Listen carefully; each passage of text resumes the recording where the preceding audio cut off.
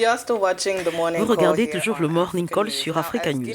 Alors que la Guinée-Bissau attend les résultats des différents recours statuant sur les allégations de fraude électorale déposées par le candidat perdant à la présidentielle d'Emgo, Simões Pereira, le président élu de la Guinée-Bissau, Umaro Sissoco Embalo, est en tournée régionale qu'il a vu passer par le Sénégal, le Nigeria, le Tchad et le Kenya. Embalo, qui a remporté l'élection par près de 54% des suffrages, a été reçu mercredi par le président tchadien Idriss Déby Itno. Les deux hommes ont échangé sur les questions de sécurité selon la présidence tchadienne. Avant la capitale tchadienne N'Djamena, il s'était envolé pour le Kenya où lui et son homologue Uhuru Kenyatta s'étaient engagés à renforcer la coopération entre leurs deux pays et à collaborer sur la formation technique, le commerce et la sécurité. Oui, et cette série de visites de courtoisie s'étendra-t-elle au président guinéen Alpha Condé? Rien n'est moins sûr puisque au lendemain de la proclamation de sa victoire par la Commission électorale nationale, Umaro Sissoco Embalo avait déclaré en exclusivité sur la télévision privée sénégalaise TFM que le président guinéen avait manœuvré pour empêcher son élection. S'il a ensuite tenté de calmer le jeu, les relations compliquées entre les deux hommes ne datent pas d'aujourd'hui. Il y a un peu plus de 2 ans, alors qu'il était encore Premier ministre, il s'était exprimé à ce propos sur Africa News. Morceau choisi, écoutez.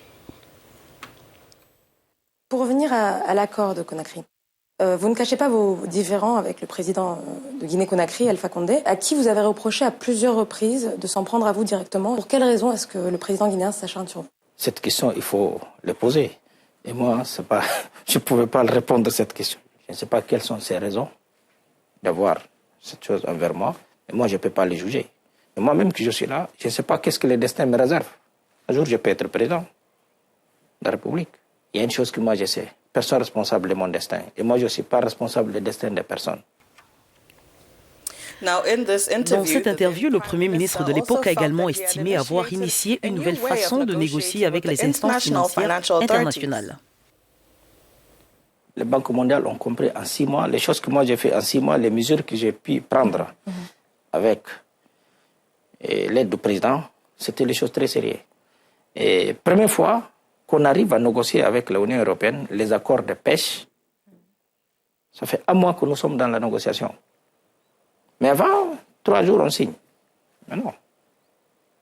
Au moins, ils ont compris, il y a les fils, il y a des enfants dignes de ces pays qui est devant le destin du pays en ce moment. Donc, c'est juste ça qu'on a mis, discipline budgétaire, dépenses de l'État.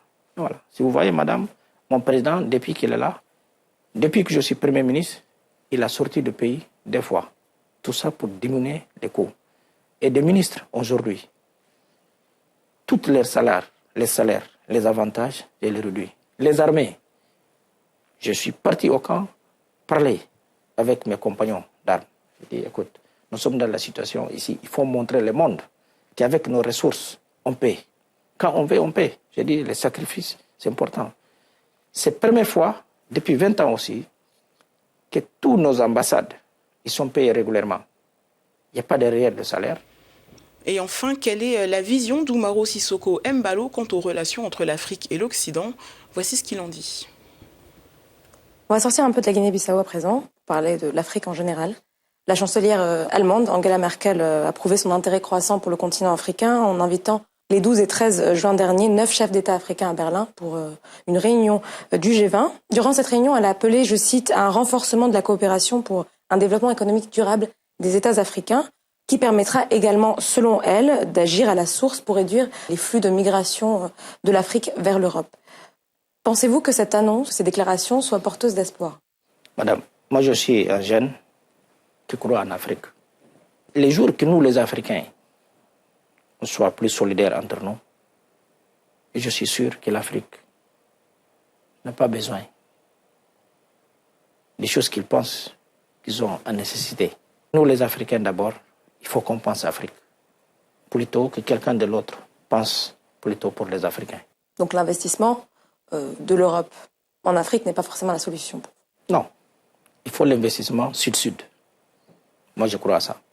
Il y a beaucoup de choses au Kenya, le thé, beaucoup de choses. Pourquoi on ne peut pas les vendre au Sénégal? Au Sénégal, il y a beaucoup de choses. Pourquoi on ne peut pas les vendre en Guinée-Bissau? Vous voyez, chaque fois qu'il y a un sommet africain, il y a les Européens qui viennent. Mais est-ce que nous, vous voyez un chef d'État africain ou le président de la Commission d'une africaine qui va dans l'ouverture d'un sommet européen. Non, mais en Amérique du Sud, ça n'existe plus. Parce qu'il y a une coopération très forte. Et nous, je pense aussi, ça va commencer. Donc je crois que l'Afrique, vraiment, on doit se concentrer à nous-mêmes. Comme ça, après, nos partenaires européens, occidentaux, vont venir nous aider avec plus de respect et considération.